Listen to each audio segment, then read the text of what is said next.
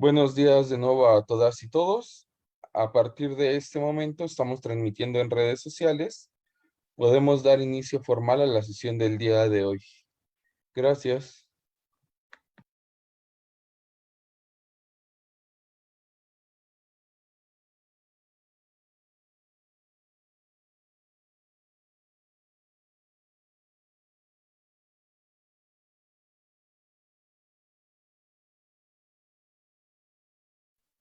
Muchísimas gracias. Sean todos y todas ustedes bienvenidos, bienvenidas. Esta es nuestra tercera mesa sobre elecciones en tiempo de pandemia y los retos que ha supuesto, no solo para las autoridades electorales, sino por supuesto también para las y los ciudadanos. El día de hoy tenemos una mesa de lujo. Claro que normalmente decimos eso, pero no es simplemente costumbre, es de verdad un honor haber logrado convocar a nuestras ponentes, nuestro ponente, a nombre de la doctora Freidenberg y del mío propio, María Marván, les damos la bienvenida. Voy a presentar a los cuatro ponentes como va a ser el orden en el que van a hablar. En primer lugar, le vamos a dar la palabra a Sofía Vicencie. Ella es costarricense, politóloga de la Universidad de Costa Rica, funcionaria del Instituto Interamericano de Derechos Humanos y de su Centro de Asesoría de Promoción Electoral, CAPEL, desde 1989. Ha estado presente en un importante número de misiones de observación en los países de América Latina, con presencia en más de 90 procesos electorales. Posee una amplia experiencia en la coordinación de la Secretaría Ejecutiva de la Unión Interamericana de los Organismos Electorales, UNIORE, la Asociación de Organismos Electorales de Centroamérica. Perdón, esto de tenerlo.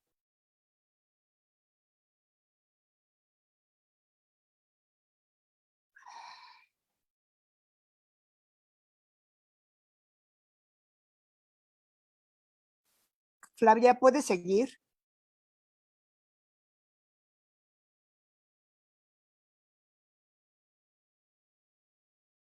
Puedo seguir formalmente hablando y presentando a mi queridísima Por favor. Sofía Vicencie sin problema, porque además de ser todas las cosas que señalaba la doctora Marván, Sofía, nosotras creemos que es una de las mujeres que más conoce de la organización, de los procesos electorales y sus impactos sobre la democracia desde una perspectiva técnica, pero también tengo el honor de haber sido parte de algunas de las misiones que coordinó Sofía, y Sofía normalmente es el alma de esas misiones, así que nos da muchísimo gusto que con toda la experiencia que Sofía tiene, su conocimiento técnico y su conocimiento de las democracias latinoamericanas, nos acompañe hoy para hablar de estos retos y desafíos que enfrentaron los países y los organismos electorales y los partidos políticos para hacer elecciones en pandemia.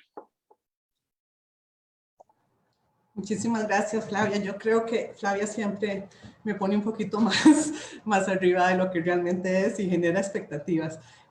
Muchísimas gracias, Flavia. Muchísimas gracias, doctora Marván, y muchísimas gracias al Instituto de Investigaciones Jurídicas por la invitación. Flavia siempre me insiste en que yo tengo que participar más en este tipo de actividades, aunque realmente a mí me gusta un poquito más el trabajo tras bambalinas, pero bueno. Estábamos en República Dominicana cuando se declara la pandemia mundial por el COVID. Estábamos en las elecciones municipales extraordinarias En ese momento no se había tomado en cuenta ninguna medida extraordinaria para evitar el contagio del COVID, pero ya se hablaba de eso y estábamos un poco nerviosos en aquella misión de observación. Ya se habían realizado 4 procesos electorales en América Latina, las elecciones de Congreso extraordinarias en Perú, elecciones municipales en Costa Rica, se habían realizado las elecciones municipales que fueron suspendidas en República Dominicana también, y se me está yendo otro proceso electoral. Realmente en ese momento nosotros estábamos en Dominicana en un proceso que no se podía posponer porque ya era un proceso electoral que ya estaba, era extraordinario por las elecciones que se habían suspendido, y entonces ese proceso electoral ya ni siquiera podía pensarse en posponerse por aquella situación del COVID. En ese momento estaban planificadas para realizarse 5 procesos electorales fundamentales, como en Bolivia, en Chile el plebiscito nacional, elecciones presidenciales en República Dominicana, elecciones municipales en Uruguay, las elecciones de Coahuila y Hidalgo en México. Y entonces, ¿qué hicieron los organismos electorales ante este escenario de pandemia? Realmente se tuvieron que posponer esas elecciones. Cada país tuvo que hacer procedimientos diferentes de acuerdo con su constitución y las leyes. Hubo países que fue una decisión meramente del organismo electoral, como República Dominicana, mediante una resolución que sí fue consultada con los diferentes actores políticos, pero hubo países que tuvieron que emitir leyes, como fueron Chile y Uruguay. En este momento también la prioridad de los organismos electorales era cómo seguir trabajando en medio de una pandemia con indicaciones o en medio de estado de emergencia, ¿verdad? No podían, sobre todo estos países que estaban organizando elecciones, no podían cerrar ni podían trabajar de manera administrativa y seguir organizando el proceso electoral. Entonces, rápidamente tuvieron que reinventarse, ¿verdad? Tuvieron que definir las herramientas de informáticas para hacer trabajo virtual, para seguir emitiendo constancias y para seguir trabajando de manera casi que normal, emitir también protocolos sanitarios para su funcionamiento, aquellos organismos electorales que no pudieron cerrar. La posposición de las elecciones llevó a cambio de fecha de 10 elecciones, que todavía la última fue la elección de constituyentes en Chile este año, y esta posposición dependía de constitución y las leyes. Muchas constituciones en el continente indican la fecha de las elecciones, pero otras indican la fecha de cambio de autoridades. Este fue el caso de la primera elección que se realizó ya en pandemia, que fue en República Dominicana, las elecciones presidenciales y congresuales, que tuvo lugar el 5 de julio. Ya no se podían posponer más allá de esa fecha, porque el 16 de agosto era el cambio de autoridades a nivel presidencial. Y en caso que hubiera segunda vuelta, se tenía que realizar el último domingo de julio. A la par de este cambio, se tuvieron que reprogramar todos los proyectos del Plan General Electoral de estos países que ya habían iniciado su proceso electoral. Y esto no es poca cosa, porque además de reprogramar todos los proyectos y todo el calendario de actividades al interior de los organismos electorales para organizar los procesos electorales, tenía que añadirse el tema de organizar estas elecciones en tiempo de pandemia. Para ello, lo primero que tuvieron que hacer fue considerar tener un protocolo sanitario, un protocolo de bioseguridad. Este protocolo de bioseguridad, además de ser redactado por los organismos electorales y por aquellas personas que tenían experiencia, tuvo que ser validado por las autoridades de salud de los países e inclusive por las autoridades internacionales, como la Organización Interamericana, la Organización Panamericana de la Salud. Y también, además, ser socializado además de los diferentes actores, con toda la ciudadanía, mediante un cambio en la estrategia de comunicación de los organismos electorales. Al momento se han redactado más de 15 protocolos de bioseguridad de los organismos electorales. Es importante saber que el primer protocolo de bioseguridad fue el de República Dominicana y esto fue una resolución. Y si ustedes ven, es una paginita que sacó el organismo electoral porque no había experiencia. A partir de esto, la experiencia comparada y cómo se fueron colaborando unos organismos con otros fue fundamental para el desarrollo de estos protocolos de bioseguridad. Es importante la estrategia de comunicación de los organismos electorales también tuvo que ser reevaluada y esto fue uno de los principales retos para que la ciudadanía no sintiera temor para ir a votar, sobre todo en aquellos países donde el voto no era obligatorio. Hubo campañas muy buenas que lástima que no me da chance aquí de compartirlas con ustedes, pero una que no se me va a olvidar fue la campaña que hizo el Consejo Nacional Electoral de Ecuador, era yo te cuido, tú te cuidas. Esto caló y realmente como Salvador puede dar testimonio ahora y también Katiuska en los organismos electorales que realmente se preocuparon por dar seguridad, que no iba a haber un contagio masivo, que era el temor. La estrategia de comunicación fue fundamental y sobre todo en Bolivia inclusive aumentó la participación. Yo creo que es fundamental reconocer la capacidad que tuvieron los organismos electorales de reinventarse de manera muy rápida. Y esto es una de las principales lecciones aprendidas, que, bueno, no sabemos qué otras crisis similares a estas pueden presentarse en el futuro, pero nadie imaginó la capacidad que tenían los organismos electorales, además de reprogramar todas sus actividades, además de cerrar las puertas, tener esta capacidad de seguir y de reinventarse en tan pocos meses, casi que en semanas. Ahora, y después de la experiencia que tuvimos en Paraguay hace 15 días, creo que es un tema que no se ha terminado de aprender.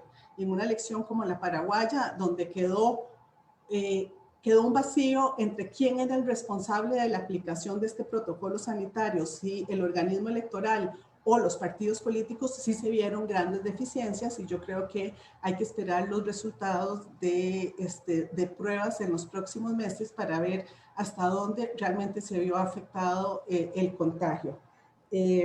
También creo que es importante rescatar que los organismos electorales que tuvieron 2 procesos electorales en pandemia valoraron algunos de los aspectos de las aplicaciones de estos protocolos sanitarios, como fue el caso de Perú con el cambio de horario de las personas de tercera edad o con alguna discapacidad, el cambio que hizo Chile, que en lugar de votar un día, pasó la votación por primera vez en 2 días, y también el caso de Ecuador, que se presentó grandes problemas en temas de aforo y sí tuvieron que revalorar. Entonces, creo que se está aprendiendo, ha habido una rápida reacción de los organismos electorales, pero es un tema que no ha acabado y que se tiene que aprender en cada uno de los procesos electorales, pero sobre todo en la capacidad de aprender de aquellos organismos electorales que ya lo han hecho. Muchas gracias.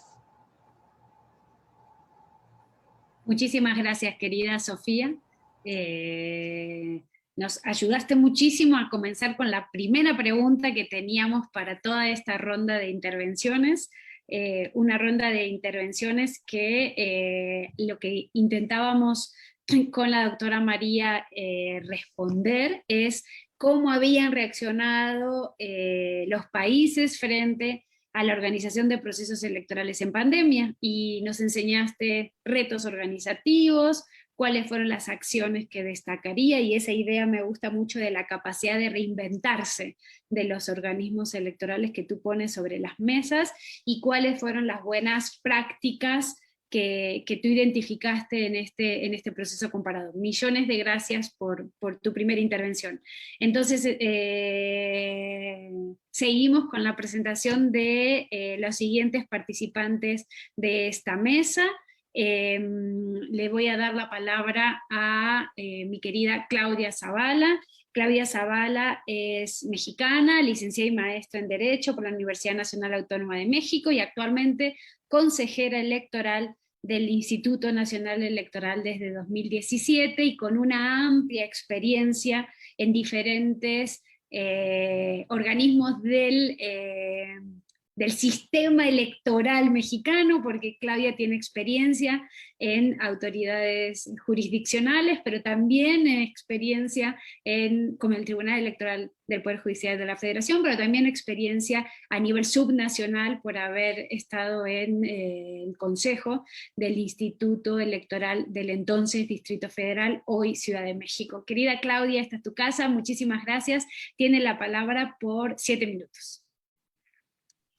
Muchas gracias, querida Flavia. Saludo con mucho gusto a todas, a todos, a quienes están aquí en la mesa y por supuesto a quienes nos siguen por la vía de internet.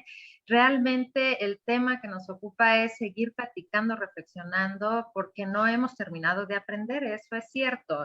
Los retos cada día están al momento y hay que valorar el momento.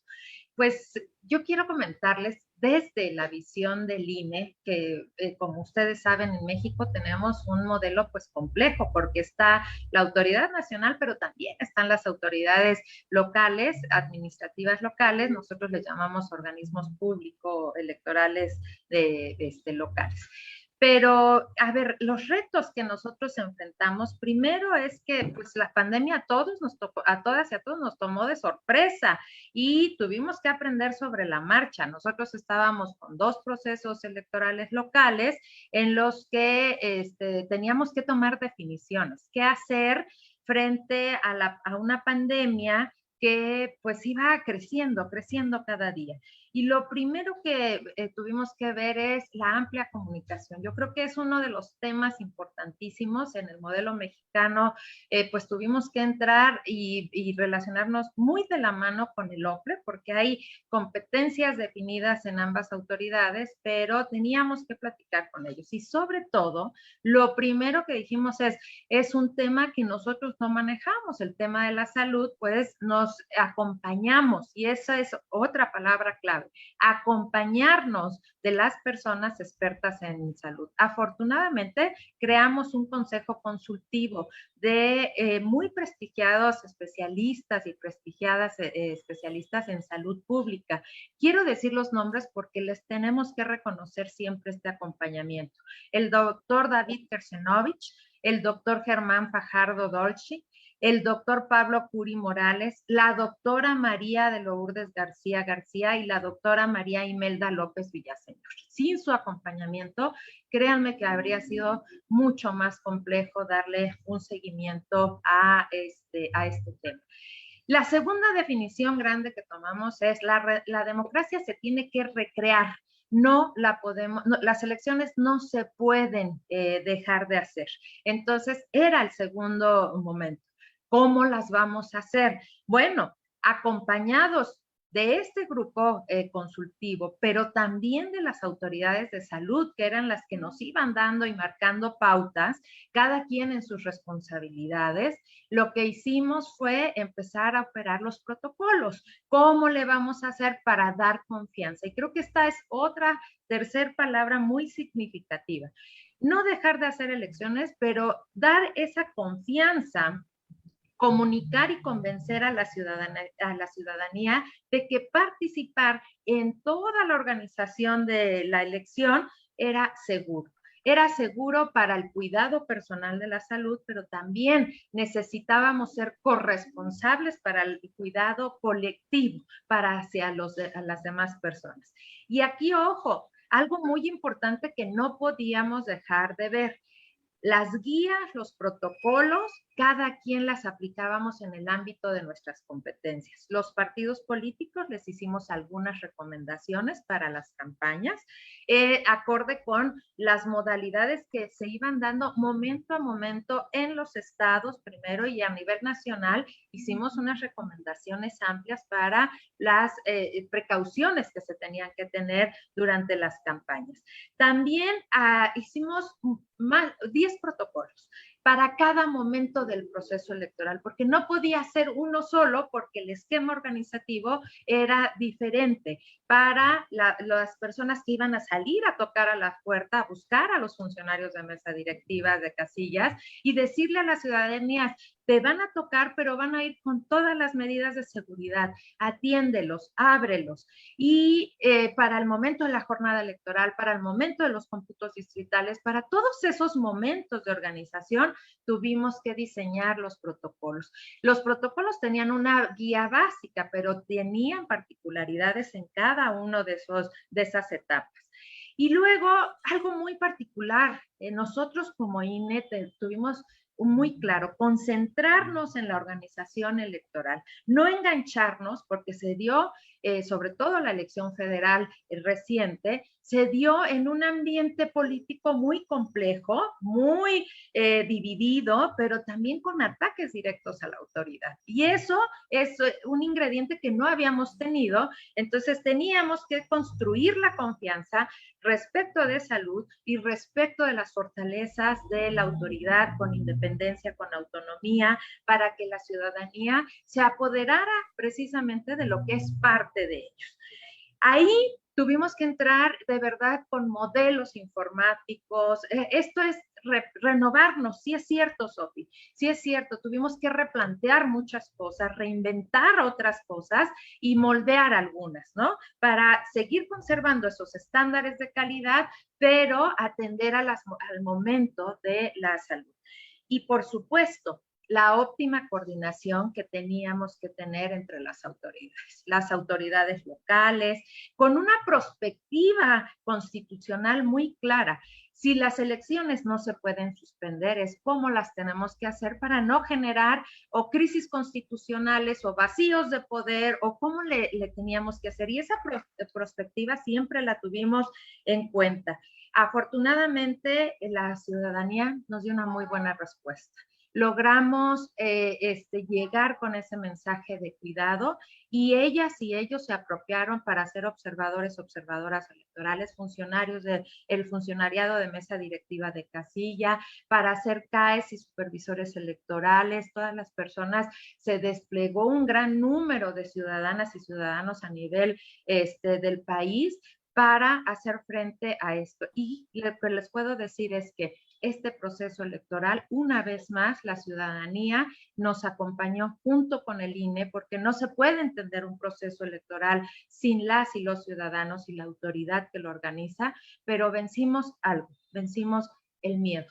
Ese miedo que en algún momento, y les confieso, yo sí tuve miedo de no tener una aceptación de parte de la ciudadanía, pero cuando vi que se inscribieron para salir a la calle a capacitar, a supervisar, dije, otra vez nos están dando un ejemplo muy claro las y los ciudadanos. Creo que en esta primera intervención, para no excederme, es lo que tengo que comentar. Gracias, Flavia. Muchísimas gracias, Claudia. Ahí nos vamos llevando, Flavia y yo, esto a la limón. Prenderé mi cámara a riesgo de tener no tan buena conexión. Creo que mencionas una cosa muy importante, y es, por un lado, la capacidad de reinventarse de las autoridades electorales, de asumir la responsabilidad. Fíjate qué fuerte lo que dijiste, de no generar crisis constitucionales, pero hacerse acompañar de autoridades reconocidas en el sector salud, que por supuesto no es de ninguna manera, ni tendría por qué serlo, la especialidad no solo no de los consejeros y las consejeras electorales, sino yo creo que de ninguna persona que trabaja en todo el INE, en los soples, salvo que haya alguna enfermera de planta o algo por el estilo, pero la decisión de ir acompañados de personal de salud. Le vamos a dar ahora la palabra a Katiuska Valencia Segovia. Ella es peruana, abogada, asesora del jefe de la Oficina de Procesos Electorales de Perú, nuestra querida OMPE. Tiene experiencia en los 3 organismos que conforman el sistema electoral de Perú: el Jurado Nacional de Elecciones, que es la parte jurisdiccional, como su nombre lo dice, la Oficina Nacional de Procesos Electorales y Registro Nacional de Identificación y Estado Civil. Recordemos que en Perú, lo que en México sería el Registro Federal de Electores se lleva en esta oficina, y también en misiones de observación electoral internacional como especialista de la Organización de los Estados Americanos. Ella tiene estudios en Derecho Constitucional, Cooperación Internacional y en la Norma Internacional para Procesos Electorales. Katiuska, Katy, muchísimas gracias por aceptar. Te damos el uso de la palabra por 7 minutos para que nos compartas la experiencia y los retos que ha tenido que superar la OMPE en materia de COVID y por supuesto todos los demás retos que están enfrentando ahora con la reciente elección de la segunda vuelta. Adelante, Katy. Muchas gracias, doctora Marván. Muchísimas gracias, Flavia, y saludos a quienes me antecedieron, Sofía, Claudia, Salvador, próximamente. Nada, encantada de estar acá en este espacio para seguir compartiendo y seguir aprendiendo de grandes a las que yo siempre sigo también, por cierto. Bien, en el caso del sistema electoral peruano o en el proceso de elecciones que acabamos de vivir, básicamente la segunda elección, nosotros hemos enfrentado en conjunto como elección diferentes retos. Ya creo que en algún momento han compartido estos temas. Ustedes saben que tenemos o hemos tenido una elección absolutamente polarizada, lo cual ha sido es un tema muy importante para poder haber abordado algunas acciones que definitivamente van a quedar como buenas prácticas también en los futuros procesos de elección. Una elección en pandemia, que la verdad, como todo organismo electoral, ha tenido que ordenarse, concentrarse, enfocarse en lo que era propiamente la elección, ya teniendo en cuenta, gracias a Dios, experiencias en diferentes organismos electorales en la región y en organismos internacionales como han sido UNIORE o la OEA, que de alguna manera facilitaron información para poder tomar una guía sobre lo que podía significar acciones inmediatas para la organización de la elección en pandemia. Una elección también con cambios de autoridades en el Ejecutivo, en el caso de la situación política en nuestro país. Y eso también daba una connotación de ciertos momentos de intensidad política que hemos tenido que saber manejar y sortear para seguir enfocados en la elección. Una elección con elecciones internas que por primera vez se dieron en nuestro sistema electoral y que por única vez fueron organizadas por la OMPE. Esto fue una excepción a razón de una modificación en la legislación que el Congreso aprobaba recién el año pasado. Todas estas situaciones generaron pues rápidamente la planificación y la organización, tomando en cuenta que la gestión del actual jefe de la OMPE, Piero Corvetto, se incorporó en septiembre, ¿no? Ya con un plan de trabajo. Hace un momento manifestaba Claudia, me parece, la palabra confianza. El plan de trabajo para abordar esta nueva gestión era sembrando confianza, porque sabíamos perfectamente cuáles eran los indicadores que teníamos que recuperar dentro del sistema electoral peruano. Son todos estos retos los que, en principio, poniendo la pandemia como orden de prioridad, motivaron a la OMPE a trabajar de manera coordinada con el Ministerio de Salud para comenzar a materializar lo que iban a ser los protocolos de seguridad y prevención en salud para los diferentes actores que iban a intervenir en el proceso. Así tuvimos protocolos para electores, para nuestro propio personal en las diferentes oficinas descentralizadas a nivel nacional, para los locales de votación, para periodistas, para observadores, para los trabajadores del Jurado Nacional de Elecciones, que es el órgano no solo jurisdiccional, sino también que nos fiscaliza dentro del proceso electoral todas las acciones que de alguna manera puedan revertirse luego como mejoras a futuro. Y cada uno de estos protocolos abordó, junto y de manera coordinada con el Ministerio de Salud, medidas que venían directamente del Ejecutivo como políticas de seguridad y salud a nivel nacional. Por ejemplo, si se disponía el uso de una mascarilla, inmediatamente el protocolo recogía esa disposición y era incorporada. Por ejemplo, para la segunda elección tuvimos que actualizar los protocolos porque el Ejecutivo había tomado una medida última que era el uso de doble mascarilla para circular en los diferentes ambientes o espacios locales o exteriores. Entonces, esa medida se incorporó en el protocolo y era una exigencia para el ingreso a los locales de votación que la ciudadanía portara la doble mascarilla. Nosotros, por ejemplo, en el caso de los protocolos de salud, nos funcionó también de manera extraordinaria darles y proveerles el kit, como muchos organismos electorales lo hicieron para los miembros de mesa. ¿Por qué? Porque teníamos que darles también la tranquilidad de que las 12 horas que iban a estar, porque nosotros ampliamos a 12 horas la elección, usualmente era de 8 a 4 de la tarde, ahora para esta elección, tanto para la primera como para la segunda, se dio de 7 de la mañana a 7 de la noche. Entonces teníamos que garantizar que estuvieran tranquilos en un espacio adecuado, ¿no? Además del kit de seguridad en salud, se dispuso, y va a quedar, obviamente, y me imagino que lo vamos a abordar un poquito más a detalle en la segunda tanda, como buena práctica, el incremento de los locales de votación. Para nosotros eso ha sido espectacular. ¿Por qué? Porque le hemos dado la calidad de servicio a toda la ciudadanía que iba a votar a los locales de votación. Usualmente cuando ustedes de pronto han hecho observación internacional y han participado en elecciones anteriores, advertían que en los locales de votación había mucha gente, ¿no? Se conglomeraba muchísima gente y las colas se hacían incluso dentro del local de votación, lo cual a veces no facilitaba el flujo del elector para su salida inmediata. Más aún cuando en las elecciones muchas y muchos ciudadanos buscan ese día como punto de concentración para verse, ¿no? Van acompañados, a veces van con su familia. Ampliamos los locales de votación y generamos aulas intercaladas dejando vacía una de ellas.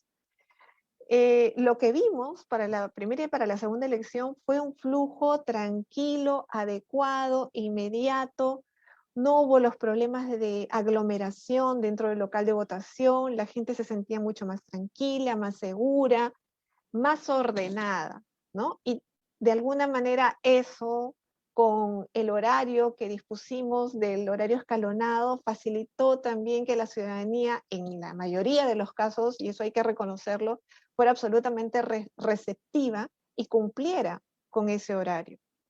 Entonces, han sido medidas que se adoptaron con todos estos protocolos que garantizaron de alguna manera que la elección fuera una suerte de tranquilidad para la ciudadanía y que representó un punto de inflexión con respecto al COVID. Nosotros teníamos, sí, algunas preocupaciones sobre la posibilidad de incremento de las enfermedades que podían suscitarse por el día de la elección. Sin embargo, con las estadísticas que se comenzaron a arrojar luego de la elección, nos dimos cuenta que no había sido un punto crítico para el incremento de esta lamentable pandemia que estamos viviendo. Y eso de alguna manera nos animó a seguir haciendo estas prácticas para la segunda elección y pensando en aquellos ajustes que hace un momento manifestaba también Sofía.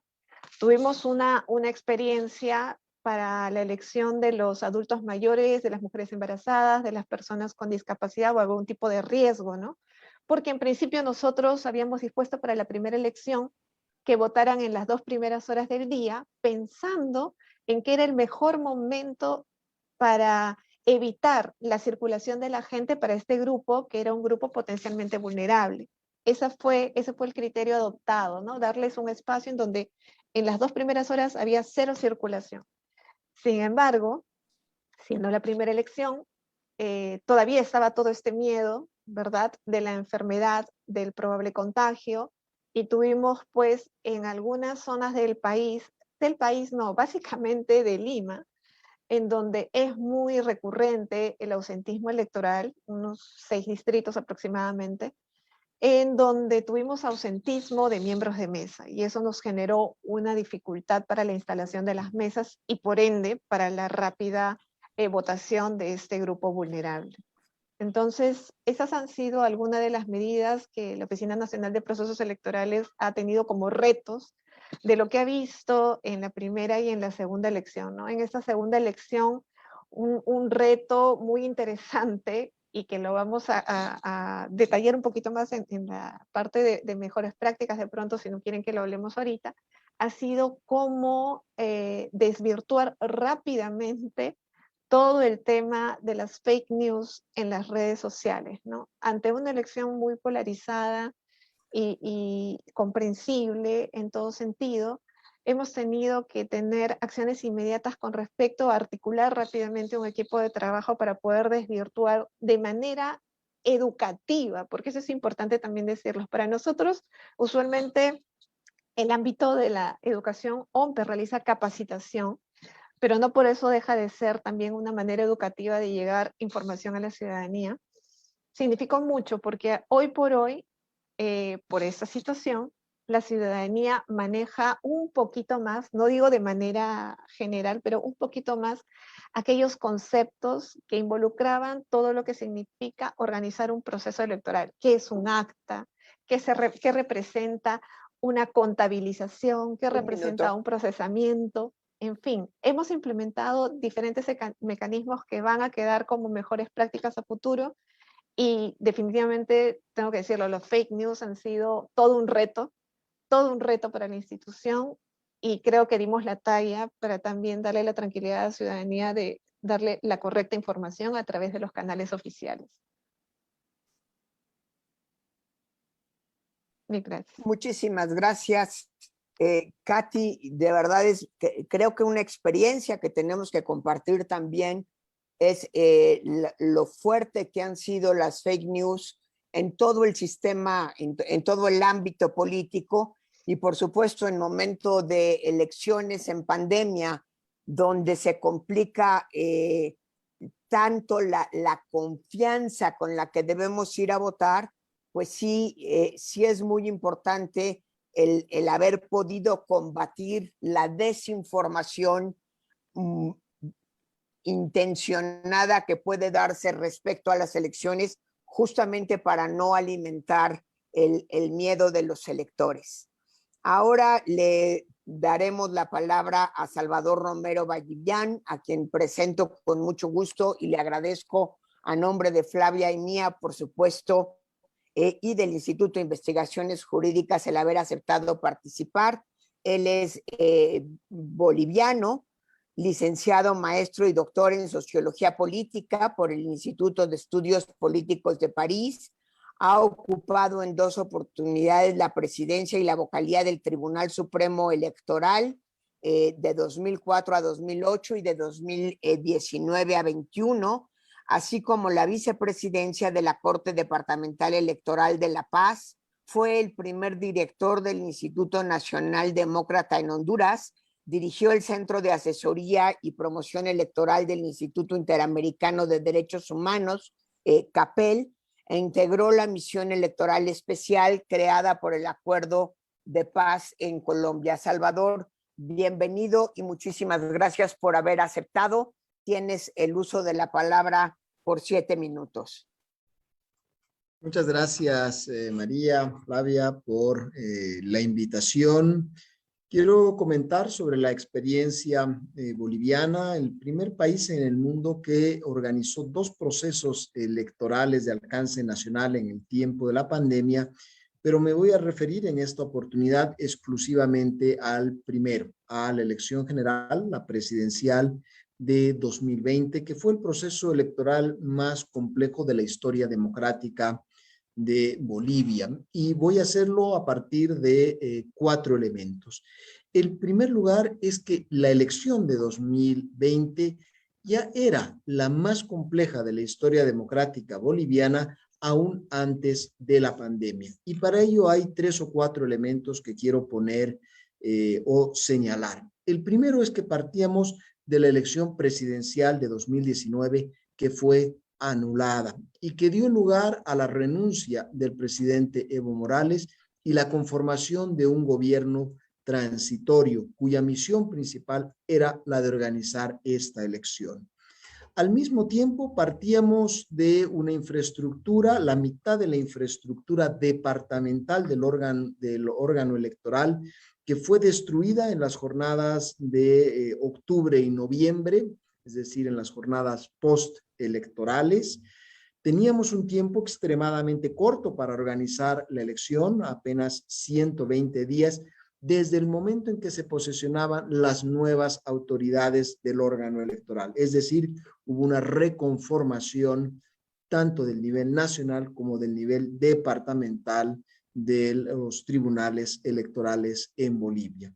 Y todo ello en medio de una muy dura polarización política, social y regional. Sobre todos estos elementos va a venir y se va a añadir la pandemia, que es el segundo aspecto sobre el que quiero comentar. El impacto doble de la pandemia, su impacto político y legal y por otro lado su impacto sanitario. Cuando llega la pandemia a Bolivia y se suspende el proceso electoral, en ese momento no lo sabíamos, estábamos entrando en un proceso extremadamente delicado, muy difícil, que nos iba a tomar un semestre como país para redefinir la fecha de la elección. Y esta elección programada para el 3 de mayo tuvo por lo menos 3 prórrogas, una para finales de julio, una segunda a principios de septiembre y finalmente la definitiva, la del 18 de octubre. Nada en este proceso fue sencillo, hubo por lo menos 2 leyes de la Asamblea Legislativa postergando la fecha, una resolución del Tribunal Supremo Electoral modificando la fecha, y todo ello en un contexto de una profunda ansiedad social, de fuerte antagonismo político, social, regional y con un proceso de asedio muy severo contra el órgano electoral. Esto fue finalmente, se definió la fecha para el 18 de octubre, pero con estas sucesivas postergaciones y modificaciones. El tercer elemento que quiero compartir con ustedes rápidamente es que hubo que rediseñar completamente la jornada electoral y teníamos muy pocos antecedentes, por supuesto, sobre los cuales poder inspirarnos. Trabajamos mano en la mano con la Organización Panamericana de la Salud y las principales medidas han terminado ya siendo varias de ellas como las clásicas en estos tiempos de pandemia. Aumentamos la cantidad de recintos de votación, sobre todo en las ciudades. Extendimos nuestro horario de votación, pero no tanto como lo hizo el Perú, de 8 a 9 horas. Instalamos la distancia física entre electores en los recintos de votación. Segmentamos nuestra jornada de votación en 2, de acuerdo al último número de votación, del último número, perdón, de la cédula de identidad de las personas. Esta era una recomendación, por supuesto no íbamos a impedir que nadie votara si es que acudía en un horario distinto al que estaba asignado. Distribuimos material de protección a los miembros de casilla, como dirían en México, miembros de mesa, como decimos en Bolivia. Hicimos el sorteo de nuestros jurados de mesa únicamente entre personas de 18 hasta 50 años de edad. El sorteo no se hizo con personas mayores de ese rango. Pedimos que todos los ciudadanos fueran en la medida de lo posible con su mascarilla, sin acompañantes, que lleven su propio bolígrafo, de ser posible. Fueron algunas de las medidas que adoptamos en este rediseño de la jornada de votación, por supuesto acompañado todo esto con una intensa campaña de capacitación y de información. Y el cuarto y último elemento que quiero señalar es que tuvimos resultados que fueron exitosos. Lo fueron por lo menos en 3 ámbitos. El primero, ante el contexto general que les he señalado al inicio, la elección terminó y concluyó en paz, y ese fue probablemente el principal mérito de la elección boliviana 2020, con resultados que fueron aceptados por los actores políticos y avalados por la comunidad internacional. Y viendo el punto de partida que teníamos, este fue, sin lugar a dudas, el principal y el mayor éxito del proceso electoral boliviano.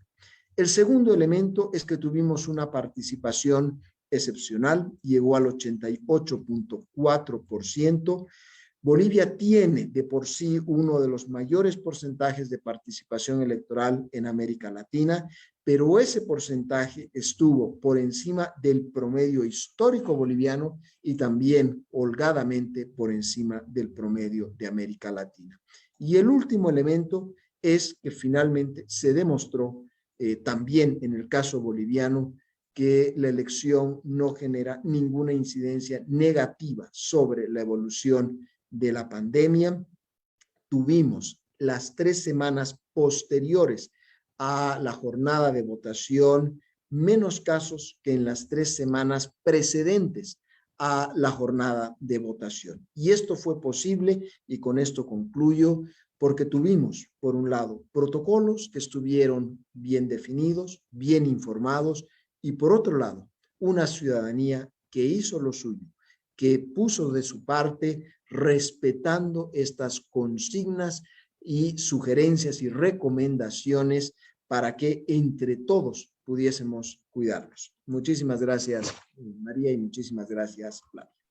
Muchísimas gracias, Salvador. Al contrario, muy puntual como siempre y muy interesante tus apreciaciones. Yo quisiera llamar la atención sobre algo que tú remarcaste y que no me parece una cuestión menor de cara a la luz de la experiencia peruana de estos días, y que también puede ser aplicable a otros casos como el mexicano, ¿no? Primero, llamar la atención respecto a esos procesos que consiguen hacer todas estas transformaciones, donde la ciudadanía se apropia del proceso y participa activamente, y donde los actores políticos reconocen los resultados, llegando a lo que dijiste, el principal éxito de este proceso fue que se culminó en paz. Y eso que debería ser lo rutinario, que debería ser, digamos, lo que uno esperaría, hay que llamar la atención de que esas o cualquier otras elecciones se celebren en contextos donde supongan que las elecciones procesan los conflictos, procesan las diferencias, y luego de la jornada electoral los actores aceptan, los que ganan, ganan, y los que pierden, pierden.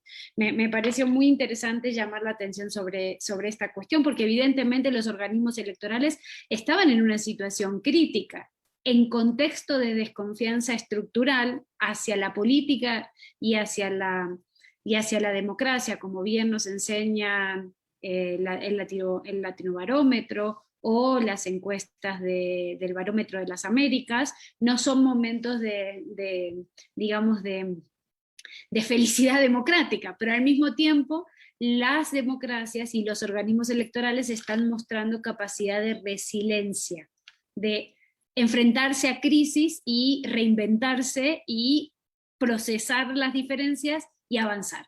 Solo habría que pedirle a las políticas y los políticos, y eso lo digo yo, no ustedes, para los que están en los organismos electorales, que entendieran que así se juega la democracia. Voy a pasar a la segunda pregunta, y vamos a hacer nuevamente una ronda y empezaríamos al revés. Entonces, Salvador, tendrías primero la palabra. De la experiencia que ustedes han tenido de realizar elecciones en este contexto crítico, ¿no? Desafiante, como fue hacer elecciones en pandemia, ¿qué reglas o qué buenas prácticas ustedes dirían, esto habría que seguir haciéndolo aunque no hubiera una pandemia? Digamos, aunque no hubiera una situación crítica, esta evaluación, estos aprendizajes que tuvimos, como bien señalaba la consejera Claudia, ¿no? Esto que tuvimos que repensar y que tuvimos que mejorar, ¿qué elementos ustedes destacarían así como de bullets, ¿no? De punteo, para hacer una gran lista para que todos aprendiéramos comparativamente, que ustedes mantendrían o profundizarían o mejorarían sobre esa línea para una etapa, espero, post-pandémica, que espero que sea pronto. Muchas gracias, Flavia. ¿Cuánto sería el tiempo para esta segunda? También unos 6-7 minutos. Ok, muy bien. A ver, si pienso en el caso boliviano y también con alguna reflexión sobre algunos de los otros países, ojalá, por supuesto, que todo elementos sanitarios no sean necesarios en los próximos procesos electorales. Señalaba cuando inaugurábamos la jornada electoral de la elección departamental y municipal, que nos tocó casi menos de un semestre después de la elección general, que ojalá fuera la última elección con barbijos y con todas estas medidas de restricción, de sugerencias, que de alguna manera le quitaron algunos de los elementos que tiene tradicionalmente la jornada electoral boliviana, es decir, pues de una jornada en la que la gente iba muy acompañada a votar por su familia, pedirle que vaya a votar sola, a tener que limitar esta actividad comercial de venta de comidas alrededor de los colegios, que hace también parte, digamos, de estas rutinas democráticas y que le dan un sabor, un olor, un color especial a la jornada electoral. Ojalá, sin lugar a dudas, que no tengamos en América Latina que continuar, que sea ciertamente el final de la pandemia y que no necesitemos estar con este tipo de medidas. Es decir, que estas medidas que se han adoptado hayan sido exclusivamente para este ciclo y para este periodo de pandemia. Ciertamente hay algunos elementos que pueden quedar, algunos que ya estaban inscritos en una dinámica de largo plazo, por ejemplo, más recintos de votación. Eso es algo favorable siempre para la ciudadanía, le hace el voto más cómodo. Creo que esto es importante, pero quisiera yo detenerme sobre 2 o 3 otros elementos. El primero es que el tema de las noticias falsas sobre el proceso electoral, sobre los organismos electorales, han sido la tónica no solamente en Bolivia fue durísimo, pero también he podido observarlo en otros países, y este es un tema extremadamente grave, sobre el cual nos tocará una reflexión general, colectiva, de cómo se puede contener este tipo de noticias. Hay países donde hemos visto muchas, digamos, noticias falsas, que las podríamos llamar clásicas, en el sentido que han concernido a ataques entre campañas electorales, entre candidatos, pero hemos visto muy fuertemente desde el año pasado que en varios países los ataques de noticias falsas se dieron contra los órganos electorales, contra los procesos electorales, y es muy difícil combatir estas noticias falsas, porque hay que combatirlas con la verdad, y muchas veces esto supone explicaciones que pueden ser complejas, mientras que las mentiras se presentan de una manera ultra simplificada y hacen muy difícil la pedagogía explicativa sobre los elementos sobre los cuales se está atacando a los órganos y a los procesos electorales. Creo que este es un cambio muy importante, que lo vamos a ver y sobre el cual tenemos que meditar. El segundo elemento que creo que también nos queda como reflexión es la necesidad, en contextos que están altamente polarizados y de fuerte desconfianza, de buscar los mecanismos que nos permitan resolver algunas de estas crisis. En el caso boliviano fue claramente, por ejemplo, el redefinir la fecha de votación. Fue un proceso muy complejo, como he podido señalar, pero en otros países está con la aceptación del resultado por parte no solamente de actores políticos, que algunos de ellos pueden aceptarlos, de franjas importantes de la ciudadanía que no aceptan los resultados electorales, y este es un tema importante, es decir, incluso cuando los actores políticos reconocen resultados, hay franjas de la población que no están aceptando el resultado porque lo encuentran que va, digamos, contra su visión de lo que desean del país. Creo que este es un otro tema que va a merecer mucha atención en América Latina en el transcurso de los próximos meses, quizás de los próximos años. Y entonces serían, digamos, algunos de los elementos de preocupación que me deja no solamente el proceso boliviano, sino los procesos que hemos visto en América Latina en los últimos meses. Muchísimas gracias, querido Salvador. Encuentro muchos puntos comunes con otros procesos en los que tú señalas, o sea que podemos hacer un ejercicio de política comparada, ¿no? De problemas similares y de puntos a reflexionar para atajar para las próximas elecciones. Katiuska, querida Katiuska, tienes la voz. Bien, gracias, Flavia. En el caso peruano, las medidas que definitivamente consideramos que pueden quedar como buenas prácticas han sido muy interesantes irlas viendo en el marco de la pandemia. Coincido con Salvador con el tema de la ampliación de locales, hace un momento lo decía, darle este buen servicio, porque así también nos vemos, ¿no? Este buen servicio a la electora, que llegue a un local de votación, que pueda encontrar un flujo adecuado, que entienda que si bien antes había una práctica en donde el día de la elección era un día para encontrarte con tus amigos o con tu familia, es un día también en el que puedes ir, votar y retirarte inmediatamente a tu hogar, estar con tu familia y esperar los resultados de una manera tranquila. Ha sido bastante significativo hacer entender esa nueva lógica a los electores y a las electoras para esta elección. Otro detalle ha sido la capacitación en plena pandemia, ¿no? Usualmente hemos estado acostumbrados a la capacitación personalizada, face to face, estar presencialmente con electores, con electoras y con los diferentes grupos o actores electorales a los que por lo general OMPE acudía para dar mayor información, como en el caso también de los miembros de mesa, que capacitábamos permanentemente durante todo un mes para que puedan estar preparados el día de la elección. Para esta oportunidad y en pandemia se habilitó y se reforzó la capacitación virtual, que es la que ha tenido mayor incidencia, ya cerrando los 2 últimos domingos previos a la elección con talleres presenciales, ¿no? También garantizando todo este tema del distanciamiento físico para darles la tranquilidad a los electores y a las electoras.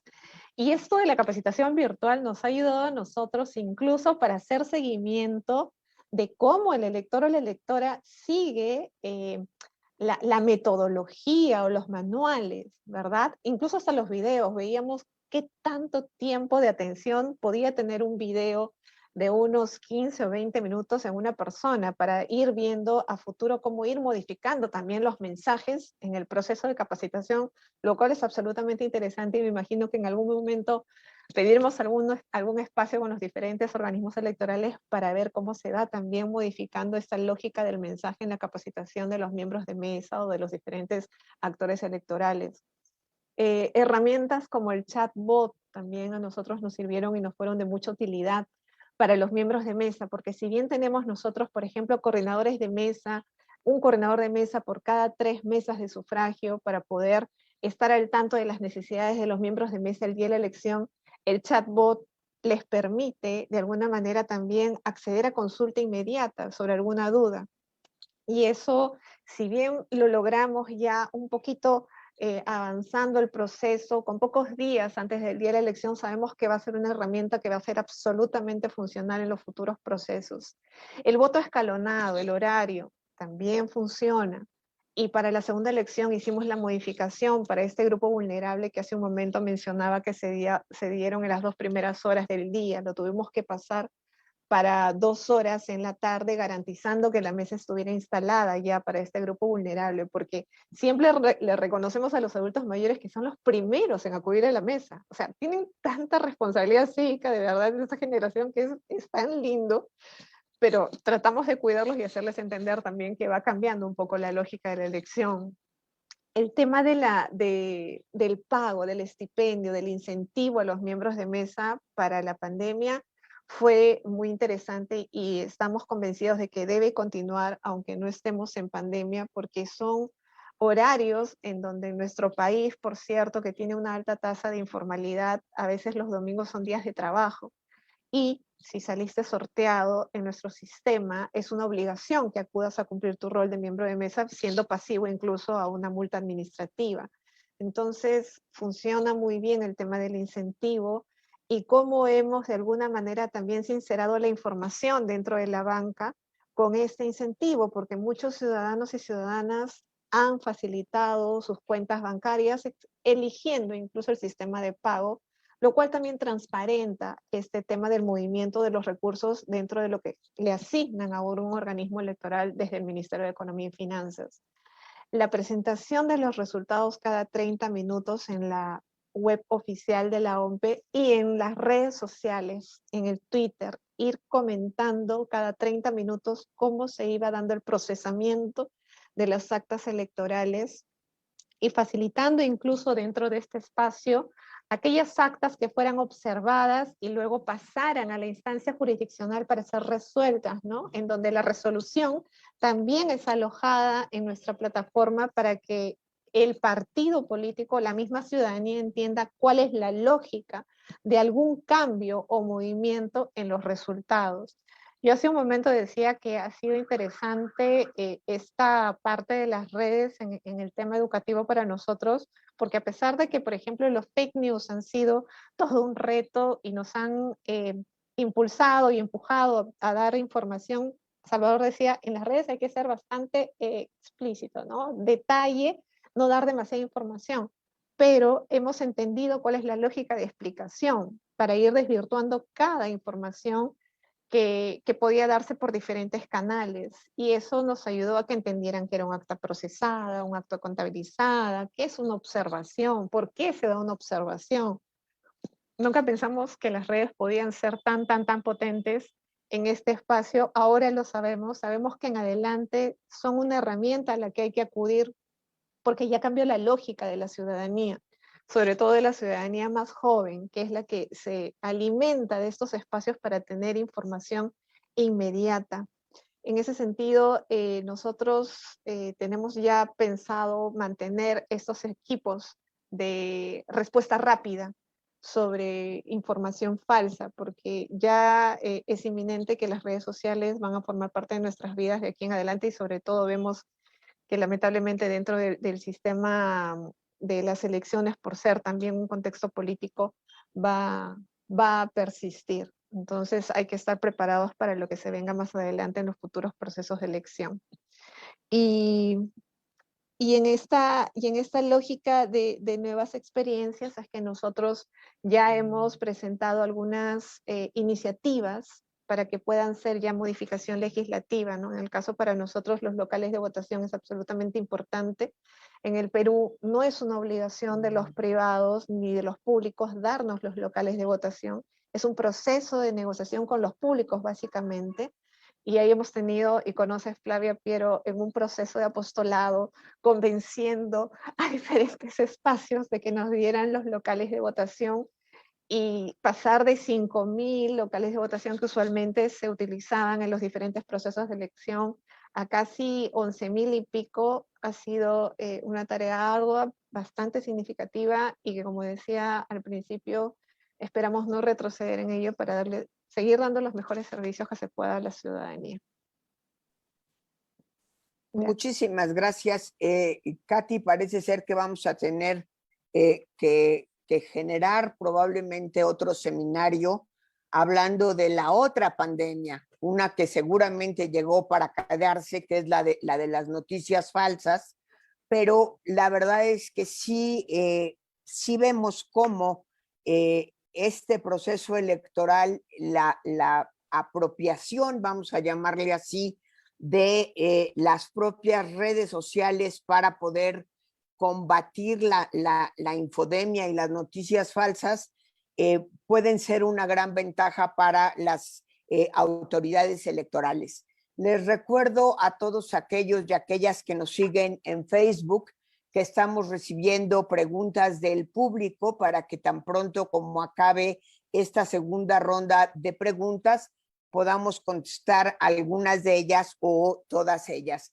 Claudia, te damos ahora el uso de la palabra para esta segunda ronda en la que nos compartas la experiencia que tuvimos en México, tanto en la cuestión federal como en algunas elecciones o en las elecciones locales. Muchas gracias, Claudia. Gracias, María. Pues soy muy coincidente porque tanto Katy como Salvador creo que han puesto sobre la mesa las principales buenas prácticas que aprendimos, que pusimos en práctica y que resultaron favorables. Primero, uso de tecnologías informáticas de la comunicación. Es que yo creo que hoy derribamos y la pandemia nos ayudó a derribar una gran desconfianza que teníamos, a comunicarnos así como hoy lo estamos haciendo. Y lo que aprendimos y nos quedó claro es que podemos funcionar. Sí, siempre es muy, muy bonito el momento personal, la interacción personal, pero podemos funcionar de manera directiva, ejecutiva, a través de este tipo de reuniones que nos ayuda, pues también a reducir costos en reuniones nacionales, por ejemplo, cuando nos coordinamos entre todas las autoridades con órganos nacionales o locales, reducimos costos, tiempos, optimizamos mucho para poder llevarlo a cabo. Y sin duda el tema de la desinformación, la posverdad y cómo atenderla con información momento a momento. Desde el INE les comparto que llevamos ya, este es el tercer proceso electoral, el federal anterior, los locales intermedios que hemos tenido, en que operamos lo que nosotros le llamamos el grupo interdisciplinario a nivel institucional, que se llama Certeza. Hoy se denominó Certeza 2021.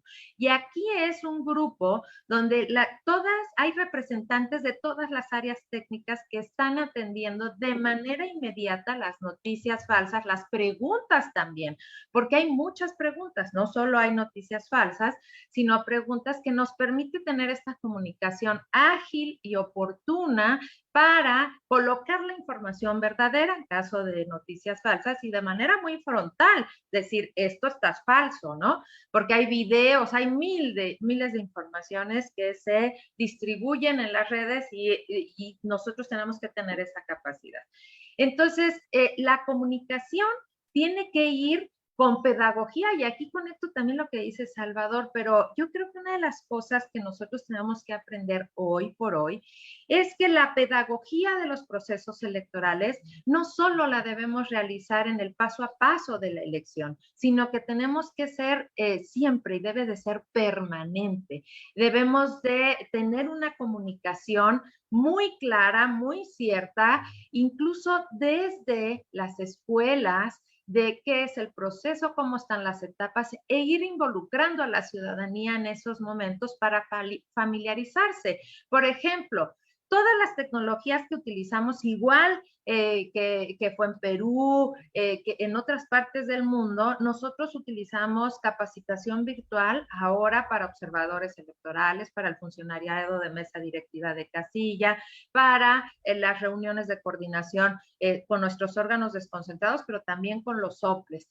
Esto también tenemos que manejarlo en una comunicación pedagógica permanente con escuelas, y yo diría que desde primaria, que se empiecen a familiarizar que la fiesta cívica que representa el día de la elección es una fiesta en la que debemos tener ese dinamismo y ese manejo de los conceptos que es un presidente, presidenta de casilla, que hace porque es la máxima autoridad en el modelo mexicano. Miren, Lo que yo he advertido ahora, pues es que en México sí tenemos un diseño legal que nos permite tener mucha cercanía en los centros de votación. Las casillas se dividen a nivel de sección. Entonces, nosotros instalamos más de 162,000 casillas en el territorio nacional y eso nos permite ser muy cercanos.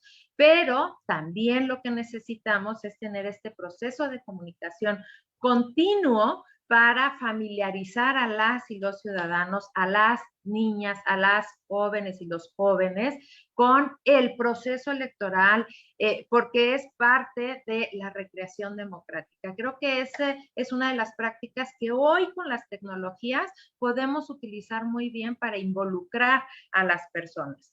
Y luego, me parece que el voto electrónico es un tema, yo sé que es muy político, pero es un tema que tenemos que tener presente. Hoy, por ejemplo, en el reciente proceso electoral, nosotros lo tuvimos y lo tuvimos para nuestros nacionales que residen en el extranjero. Y tuvimos todas las certezas, las garantías que nos exige la Constitución. Y existen las fortalezas también para que pueda resguardarse los sistemas. Y hacia allá tenemos que ir. Lo hicimos en la parte financiera en algún momento.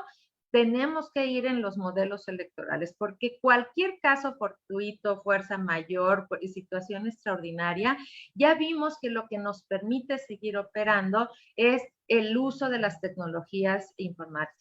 Entonces, tenemos de verdad que yo estoy convencida que plantear y replantear y trabajar y convencer para el uso del voto electrónico en su momento para que nos permita operar y verdaderamente seguir por esta senda de salvaguardas, ¿no? Que permitan operar y recrear la democracia, operar los sistemas electorales, pero que impidan precisamente estas salvaguardas que se generen vacíos de poder o que se generen por una situación extraordinaria. Entonces, en resumen, lo que yo creo que nosotros debemos de seguir trabajando es con la comunicación asertiva con la ciudadanía, más allá del proceso electoral. Tenemos que seguir señalando esta desinformación que no es gratuita, que siempre son grupos de interés que vienen atrás, pero que tenemos que seguir colocando la información de manera ciudadana, de manera ágil, clara, la pedagogía del proceso electoral y de los modelos electorales siempre y de manera continua con el uso de las tecnologías. No creo que nosotros podamos dar un paso atrás. Y tuvimos una experiencia hoy por primera vez con un voto de las personas que están privadas de su libertad. Es un proyecto piloto que nos fue pues muy viable para poder ver cómo vamos a atender a los diferentes grupos en situación de vulnerabilidad con una flexibilidad en el modelo de sistema electoral, porque aquí no podíamos hacerlo más que con una modalidad de voto anticipado por las reglas que existen de seguridad en los centros de reclusión. Entonces teníamos que operarlo y eso, si ustedes lo ven, no está en la ley, pero teníamos la exigencia en una sentencia y lo construimos a través de las buenas prácticas y de las prácticas internacionales que están aplicándose momento a momento. Tenemos que comunicar nuestros sistemas a nivel internacional, rescatar lo mejor de cada uno de ellos y el uso de la tecnología, sin duda, va a ser un insumo fundamental para seguir avanzando. Gracias, María.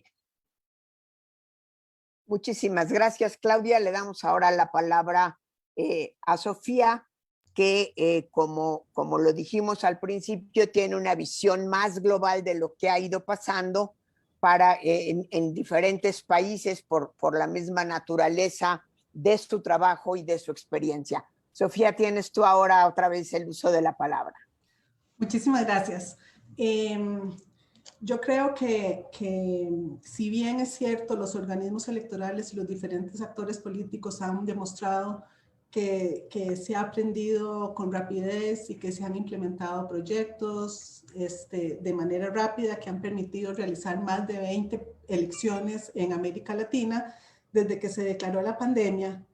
Y es cierto, sin una mayor incidencia en la crisis sanitaria, a pesar que algunos países aducen que sí, yo creo que no, porque por ejemplo en República Dominicana dicen que sí, que hubo disminución en la participación y aumento en los índices de contagio, pero también eso coincidió con el tema de que terminó el estado de emergencia. Entonces,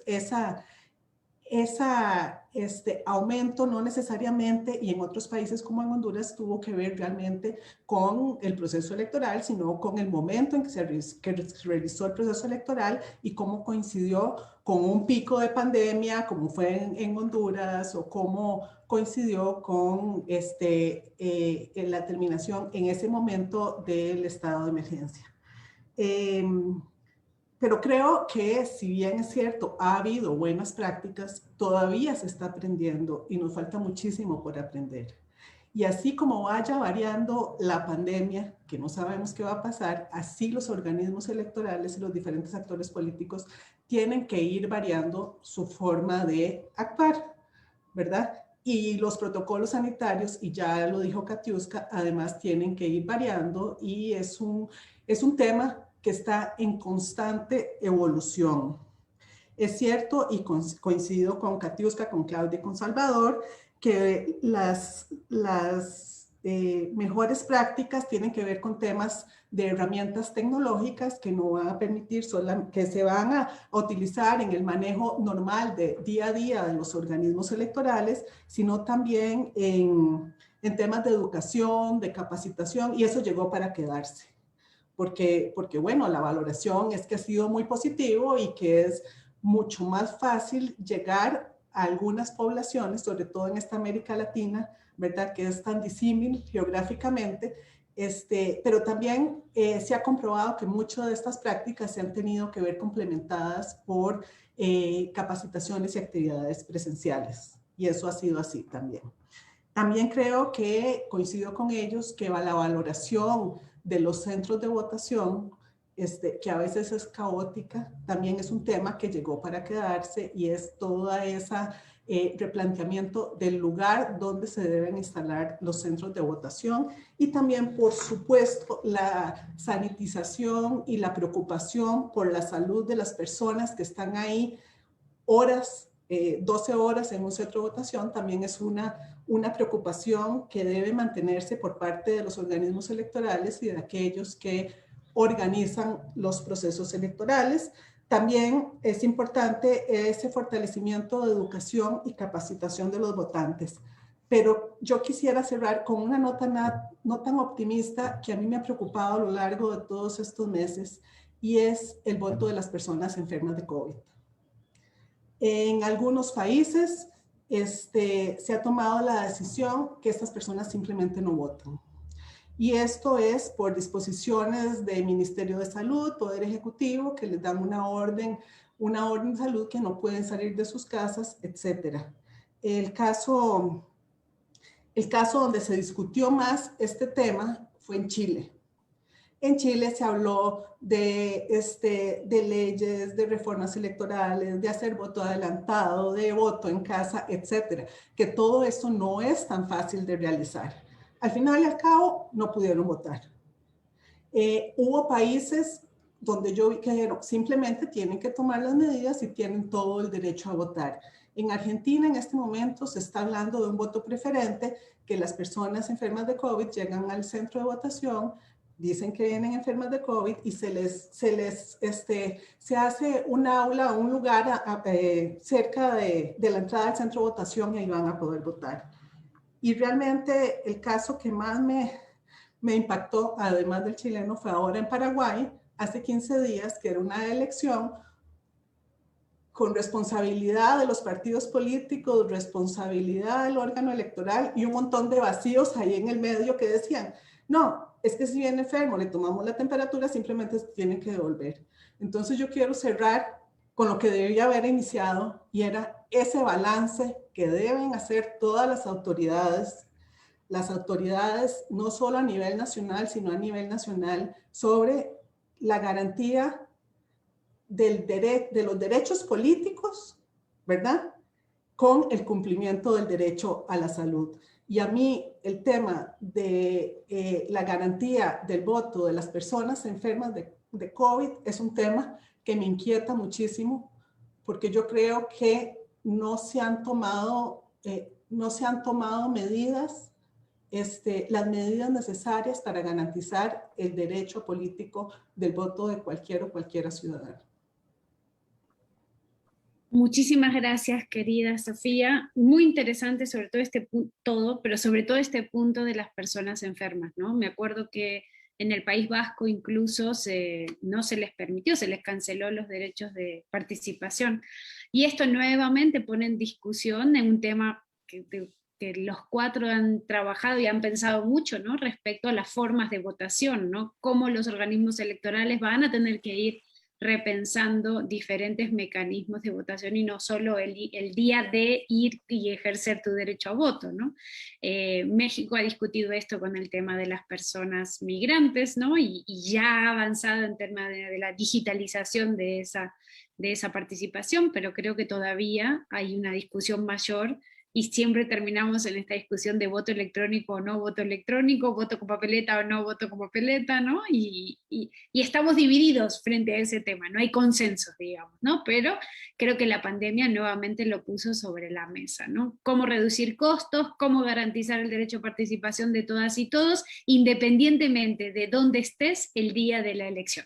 Y creo que ahí habrá que María pensar otro seminario para discutir sobre este tema. Comenzamos la ronda de las preguntas, ahora van a tener menos tiempo para responder porque ya estamos en los minutos finales y entonces han llegado varias preguntas sumamente interesantes. Voy a seleccionar 3, así un poco arbitrariamente, sobre todo aquellas que son más comparativas, ¿sí? Entonces, Rafael Capilla pregunta: ¿qué mecanismos de alfabetización digital se están preparando para que la ciudadanía contribuya con mayor rigor al debate de las noticias falsas? Y en el caso de que no, ¿qué tecnologías o proyectos se podrían desarrollar en un futuro para contener esta problemática? Y tiene que ver con algo que Salvador y Katiuska pusieron sobre la mesa de manera muy insistente, el tema de la desinformación en medio del proceso electoral, ¿no? Una segunda pregunta, también más de tipo comparativa, pero un poquito más amplia, tiene que ver con el uso de las tecnologías o las innovaciones tecnológicas, pero más orientados a visibilizar la contabilización de los resultados electorales. Entonces, ¿qué experiencias o qué buenas prácticas o cómo evaluarían ustedes estas elecciones de las que estamos hablando? Son las últimas en sus países y en caso de Sofi comparativamente, si existen mejoras en los procesos de visibilización del momento de escrutinios de las mesas y de contabilización de los resultados electorales. El equipo del Observatorio de Reformas, que hace los monitoreos de elecciones, cada vez que hubo una elección, ha estado participando activamente. Nos llamaba mucho la atención porque, por ejemplo, en el caso chileno, vimos el conteo de los votos en tiempo real. Estaban las cámaras de televisión chilenas, sobre todo una hora antes, en Magallanes, cuando cerraron una hora antes en esta zona de Chile en las elecciones, y nosotros estábamos todos mirando ese día, que estábamos desde la mañana temprano, bueno, monitoreando, viendo cómo se contaba, entonces íbamos todos participando, claro, era una mesa que estaba en la televisión nacional, ¿no? Pero bueno, si conocen nuevas prácticas, o si ustedes consideran que se ha mejorado la visibilización de los escrutinios de la mesa y la contabilización de los resultados, y si identifican innovaciones tecnológicas en ese sentido, en eso iría este segundo conjunto de preguntas que nos han llegado. Y hay un tercer tipo de preguntas que está vinculada a la participación política.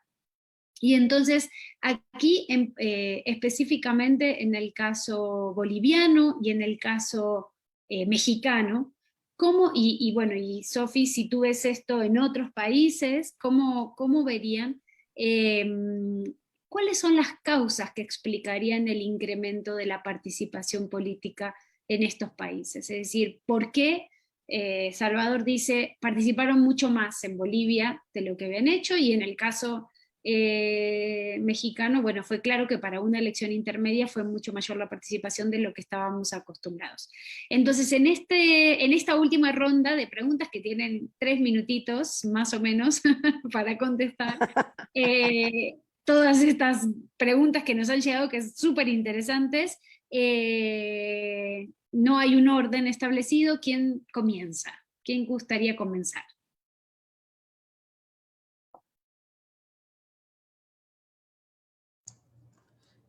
¿Sofía?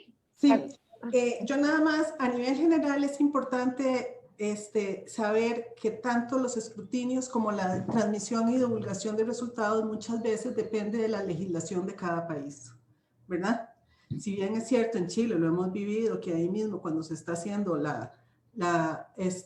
escrutinio pueden estar los medios de comunicación transmitiendo en vivo, en otros países ni siquiera se puede entrar al escrutinio. Nosotros en varias oportunidades en Argentina no hemos podido estar en el escrutinio, pero eso uno lo que tiene que hacer es respetar la legislación de cada país. Hay otros países donde la encuesta boca de urna sale en el momento en que se cierran las mesas de votación, y en otros países no puede difundirse ninguna encuesta hasta que salga el organismo electoral a dar los resultados. Entonces es importante, esto no se puede generalizar, ¿verdad? Y eso depende de la legislación de cada país. Si bien es cierto, ha habido algunos casos como en Ecuador, donde se dan diferentes tipos de formas para difundir los resultados, como por ejemplo ya hay un app del teléfono donde uno puede estar viendo en vivo cómo los resultados se van actualizando. Hay otros países que no tienen esas herramientas, ¿verdad? Entonces sí es importante conocer muy bien qué dice la legislación de cada país para saber hasta dónde esos resultados se pueden divulgar y en qué momento. Muchísimas gracias, Sofi. ¿Quién quiere? ¿Claudia? Sí. Muchas gracias, Flavia. A ver, yo quiero decir respecto de los resultados electorales y las innovaciones tecnológicas. A mí me parece muy viable el modelo que tenemos en México, porque tenemos 3 grandes vías de comunicación de resultados. Uno, bueno, es el PREP, nuestro programa de resultados preliminares, que ahí nuestros CAEs van tomando fotografías desde las casillas para ir subiendo la información de las actas al sistema. O también cuando no hay buena recepción, pues por vía telefónica se van cantando los resultados, y eso va administrando el programa de resultados preliminares, y se va dando cuenta, es público a través de varios difusores para que no se vaya a congestionar y se vaya a quedar trabado. Y lo que puede hacer la ciudadanía es dar seguimiento momento a momento de los resultados. Dura 24 horas abierto, y esa representación de lo que pasó el día de la jornada electoral, que son las actas, va alimentándose al PREP. Pero también tenemos los conteos rápidos, y esto es muy importante porque hemos llamado a la ciudadanía. En México hay una característica: las personas políticas o los partidos políticos no son tan responsables, porque salen a declararse ganadores en cualquier momento, cuando cierran las casillas incluso. Entonces lo que hacemos es tener estos elementos estadísticos, matemáticos, que son los conteos rápidos, que el presidente del INE es el que sale, o de la institución local, es el que sale a decir cuáles son las tendencias de resultados. Entonces, están las tendencias de resultados, está el programa de resultados preliminares que están corriendo, y al final, como generalmente hasta el miércoles siguiente se empiezan los cómputos distritales, muchos de los consejos a través de las redes hacen públicas también sus sesiones.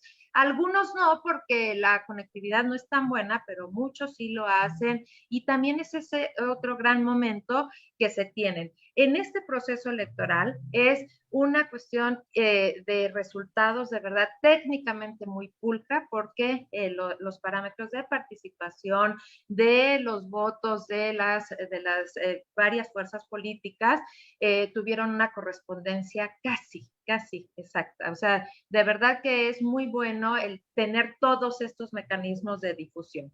Y luego, ¿Qué es lo que causó mayor participación política en México en las elecciones intermedias? Más del 52% que no se había alcanzado desde hacía muchas elecciones intermedias.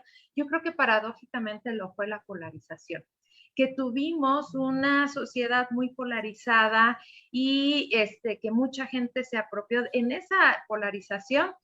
Definió salir a votar y venció los miedos de la pandemia y decidió salir a votar. Pero creo que eso fue un insumo relevante en este proceso electoral y la mayor información que se tuvo en este aspecto. Respecto de la alfabetización digital, yo creo que nosotros tenemos que seguir insistiendo y avanzando en la medida que la comunicación y las formas en las redes sociales avanzan.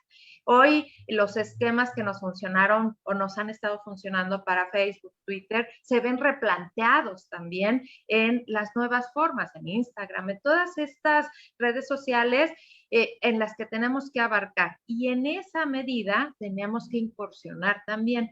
Y aquí yo creo que sí tenemos que auxiliarnos mucho y tenemos que desarrollar proyectos con jóvenes, hombres, mujeres, que nos ayuden también a este proceso de información en la modalidad. Nosotros no podemos caer en desuso de la desinformación porque tenemos que estar actualizados día a día y eso es algo que valoramos de manera constante y periódica para la comunicación en este tipo de redes que ahora son la forma como mayormente nos comunicamos para atender la desinformación, que al final pues no es gratuita, siempre también trae, ahora son muchas modalidades y que las instituciones siempre trabajamos de forma orgánica, pero que tenemos que trabajarlo de manera muy rápida para poder llegar a posicionar la información. Y seguiré insistiendo. La información y la comunicación no solo es durante el proceso electoral, debe de ser una actividad que se perfeccione y sea continua y que entremos de verdad desde los niveles de educación media superior o básica para poder familiarizar a las personas y que no caigamos tanto en esta desinformación. Gracias. Muchísimas gracias, querida Clau. Katiu, ahí estás. Katiuska, tienes la voz.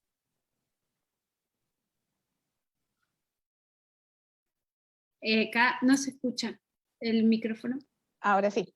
Bien. Ahora sí. Eso, mero. Decía hace un momento sobre los mecanismos de alfabetización digital que eventualmente ahora tenemos que pensar y repensar a propósito de estos fake news, ¿no?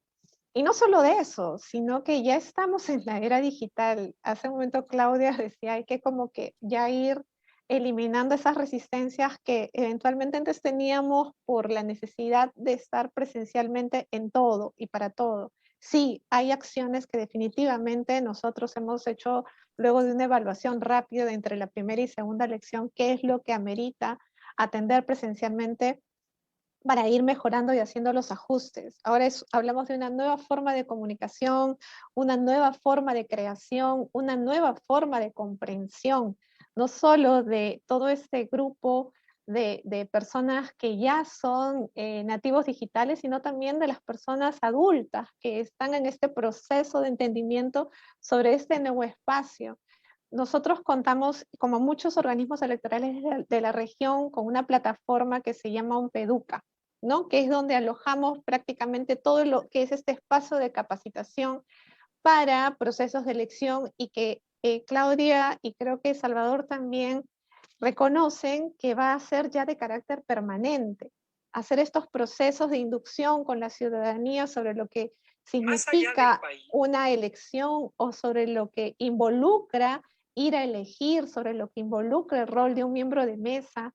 En algún momento creo que Bolivia incluso tenía capacitaciones anticipadas para lograr credenciales para las personas que de pronto en un momento dado sean miembros de juntas receptoras. Nosotros también hemos evaluado alguna posibilidad de tener espacios de capacitación para que la ciudadanía que luego es elegida en un sorteo, porque los miembros de mesa en el Perú son elegidos por un sorteo, ya tengan una preparación previa al momento de tener este rol, el cumplimiento de este rol, lo cual ahora nos ha llevado a pensar diferentes formas también de capacitación, ¿no? Y es interesante ver que todos estos procesos de información muy concentrada a través del Twitter, a través del Facebook, nos lleva a ver también la necesidad de hacer información educativa, lo decía hace un momento.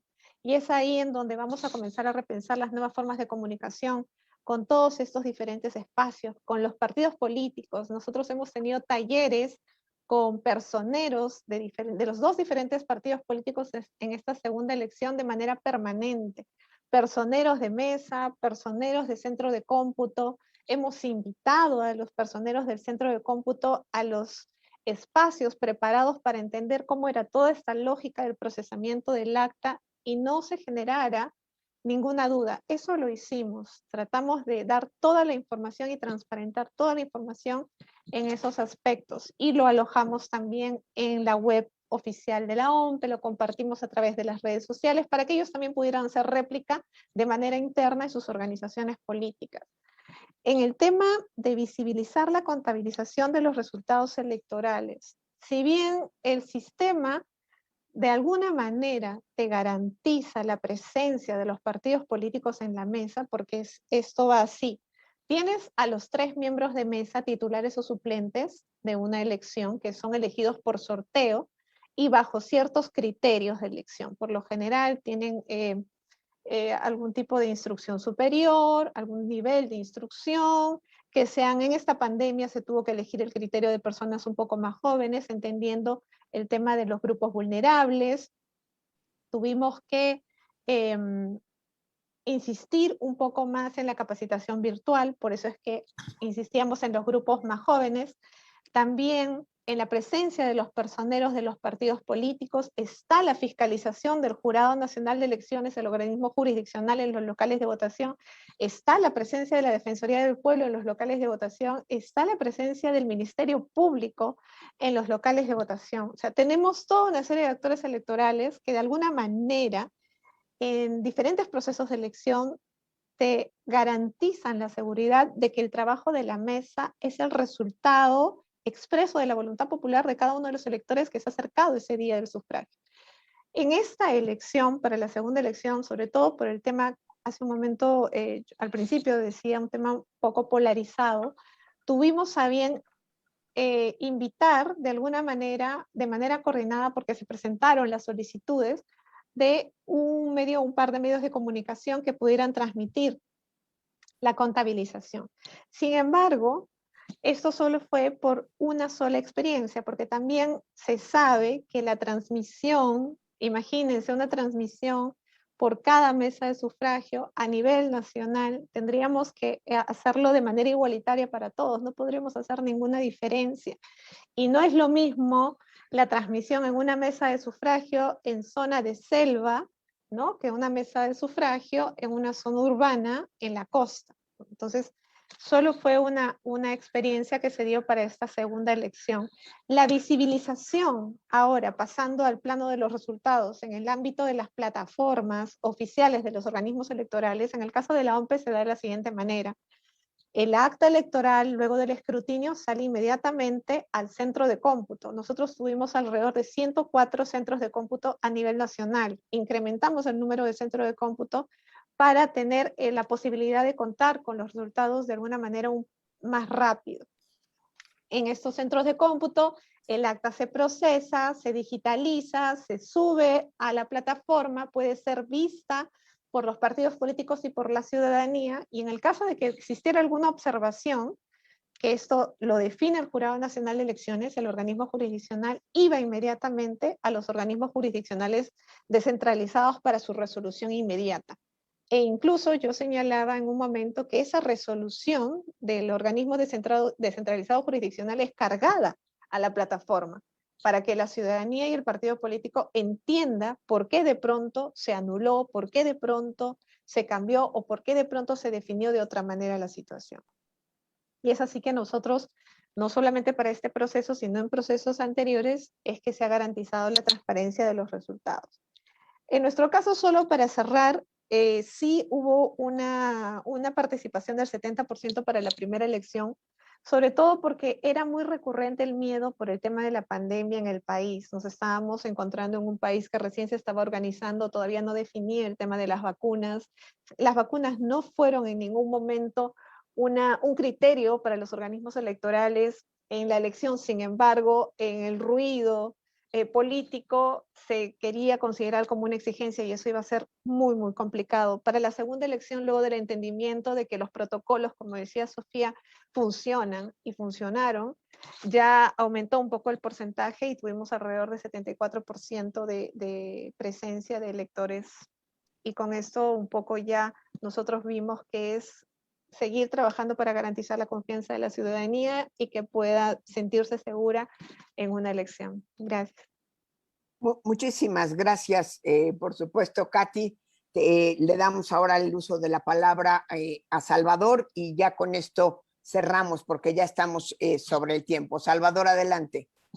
Muchas gracias, María. Quisiera detenerme sobre dos de los temas que se han dicho, además por razones de tiempo. La primera, creo que una de las buenas experiencias, creo, en el caso boliviano, es la posibilidad de tener el escrutinio en mesa abierto a cualquier ciudadano. Es decir, no son solamente los miembros de mesa, no son solamente los delegados de partidos políticos, sino que cualquier ciudadano puede acudir a cualquier mesa a observar cómo se va desarrollando adelante el conteo de votos en la mesa, y de hecho la ciudadanía utiliza mucho ese mecanismo. Es muy común ver a muchos vecinos viendo el resultado de los recintos en los que han votado, en los que han participado.